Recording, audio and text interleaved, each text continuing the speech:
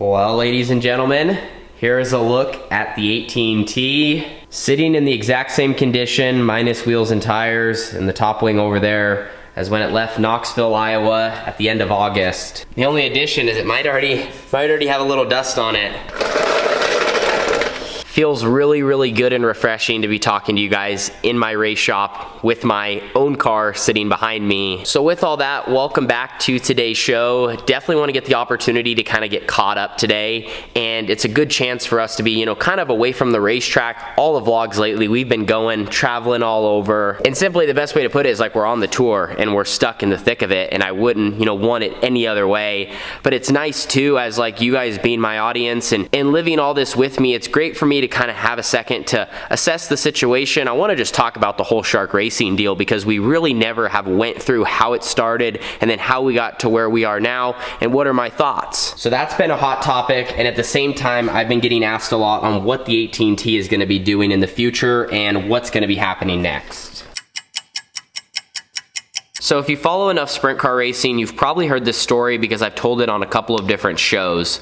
But this is probably like single-handedly, in my opinion, in the 20 years I've been on this earth, this might be the coolest story I have to this day of interacting with, someone else in the racing world unexpectedly. So you guys know how the Midwest tour was going, and I was kind of behind too, so it was hard to keep you in the loop with exactly what was going on. You guys were getting the videos late, but we're grinding through. It's hot. We're right in the thick of Knoxville Nationals. We ran good at 360 Nationals. 410 was a little bit tougher. Obviously the competition goes up a huge step, but still I was happy with where things were at, and we had like really good raw speed. It was just about putting it all together and then also having some luck on our side. So our trip was literally just about over. We had survived the whole thing. We took care of our equipment, and like I said, we had speed, and we had some help from John Agan there too during that Knoxville thing. He was crew chief in my car, so that was like a huge thumbs up. I felt like I learned a lot.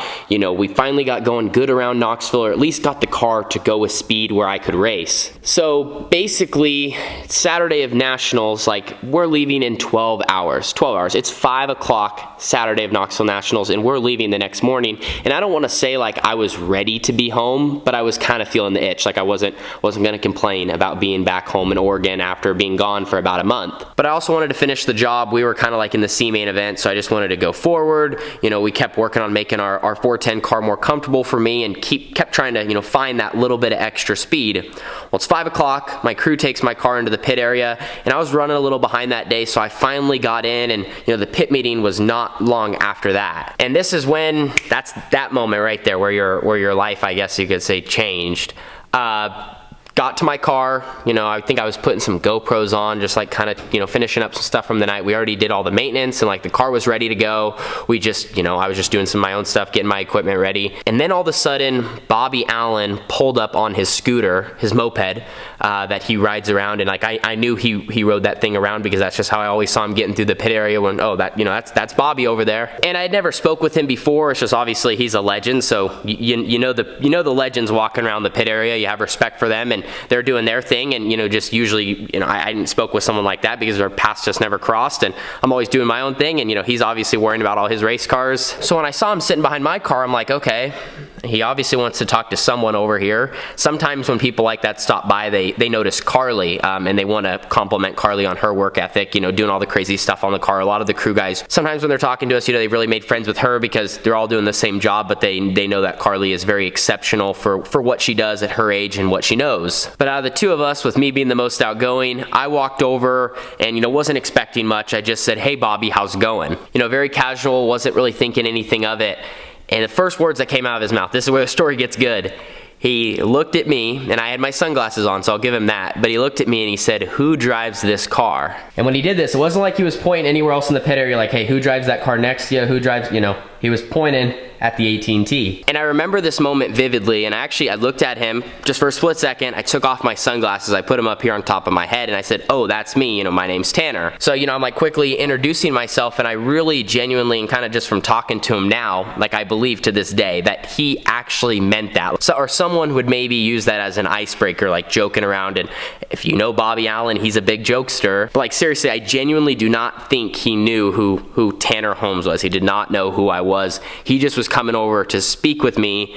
Now you're probably asking, well, how does that work? I have no idea, but genuinely, like, how he said it in that moment, and as we, I kind of laugh about it to this day, like, in talking it through, like, he genuinely did not know who Tanner was. If there was a couple of us standing there, like, he wouldn't have known who was who, which, I mean, I think adds to the story. It's great. So I take off my sunglasses, introduce myself, and within 30 seconds, we were already into, chatting about how basically he needed a driver to fill the seat of the 1A for the rest of the World of Outlaw season, and that I was on his list, and if I was interested, he basically would not speak to any other drivers. And shortly after we started talking, my dad also walked up, so it was all three of us in the conversation, and the best part is I had a filmer at the time. His name was Jay. Jay helped me throughout most of my Midwest trip, and he actually recorded part of it, so I don't have our actual conversation because you can't necessarily hear, but you see me standing there, Bobby on his moped, and you have like what was our first interaction to set up this deal for the rest of the season. So it was super quick, 2 or 3 minutes, he lined it all out. My dad and I, in the moment, kind of had like our brains connected. We didn't say it to each other, but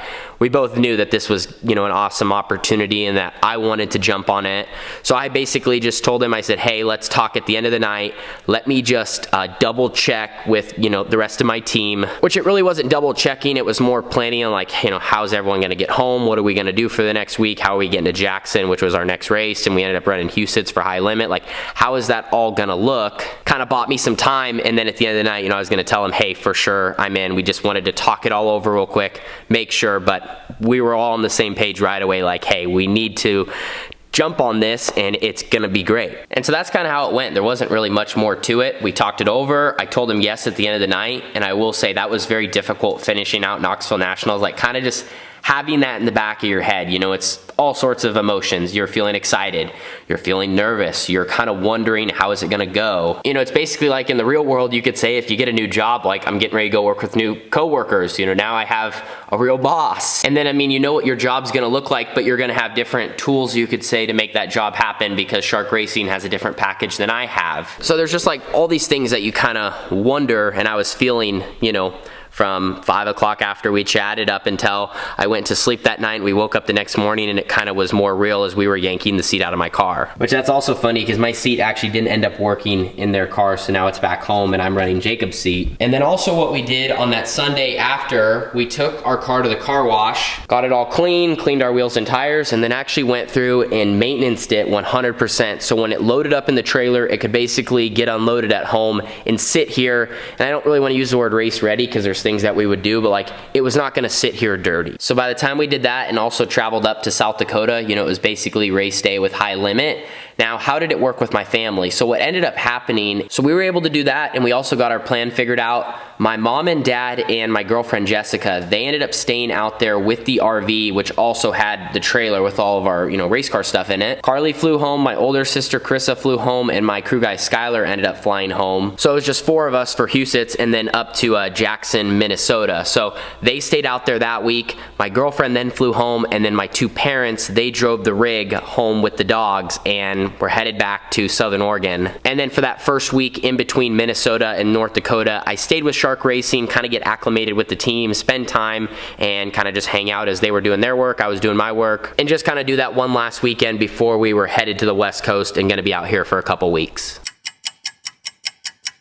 So anyone that's been involved in racing for a long time knows that it's highs to lows basically every night. And for the 1T, that is how the tour has been. Right out of the gate at Jackson, we were unbelievable. We had 3 top 10s that weekend. We were on the podium one of the nights and had a quick time. And then in North Dakota had speed. We had that phenomenal first night at Skagit where we won everything up until the A-main event and ran 4th. And then after that, I feel like our results were not as strong, but it wasn't necessarily because we didn't have speed. It's just, it's tough, and sometimes pill draws affect you, and sometimes track conditions or little instances, is the difference in running 3 or 5 spots better. And then after that, I feel like we struggled to have as stronger results, once we got into California and then Ohio and Pennsylvania. And I think a lot of that is just combination. I'm going to new racetracks, and then also we're consistently, been working on really trying to find a healthy balance with our car that we can kind of take everywhere or take to, certain types of racetracks. Have a really strong car for a half mile, have a really strong car for a bull ring. Now, some of our tougher shows results wise was, some engine trouble that we have experienced. We've captured on the vlog us having to change it, in between qualifying in a heat race or after a heat race to the feature. One of the coolest stats I have from this whole experience is during my time with the team since the end of August,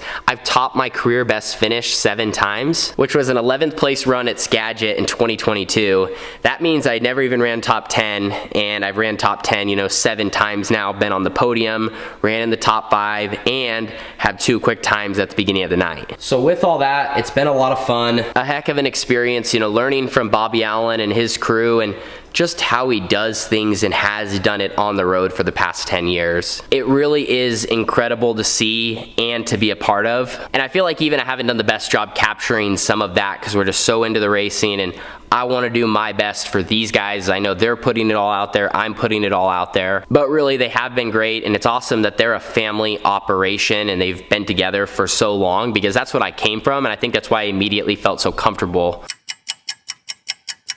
So now the big question that everyone has been asking, Tanner, what is next for your racing career moving into 2024? Now, unfortunately, I don't have any concrete plans at the moment, but I can tell you what I want to be doing. Moving forward in the next 365 days, if it was up to me in a perfect world, I just want to be on the national 410 sprint car scene like I had the opportunity to close out this season.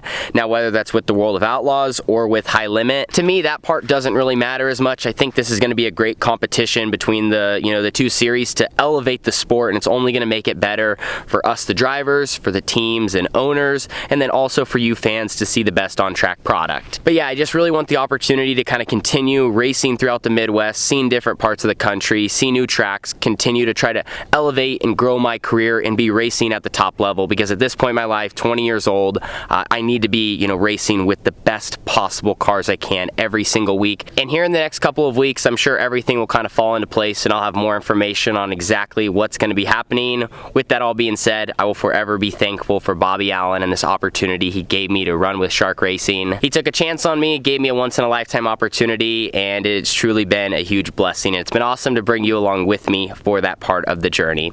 Anyway, thanks so much for watching. We're focused now on Charlotte, finish this whole deal off, and head to the World Finals, and have a couple more nights in the 1T for 2023 and make the most of it and try to continue to chase that first Outlaw win. Deuces.